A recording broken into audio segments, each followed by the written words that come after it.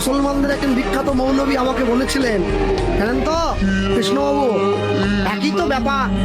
যাকে আপনারা বাবা বলেন আমরা বলি আব্বা জান, আর যাকে আপনারা কীর্তন বলেন আমরা বলি আজান।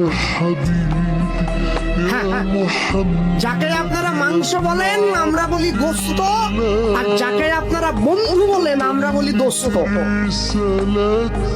কিন্তু আশ্চর্য কি জানেন, বলে কি, বলে আমরা কখনো আল্লাহর সঙ্গে পাল্লা দেই না। জগতে সবার সঙ্গে পাল্লা দেওয়া যায়, আল্লাহর সঙ্গে পাল্লা দেওয়া যায় না।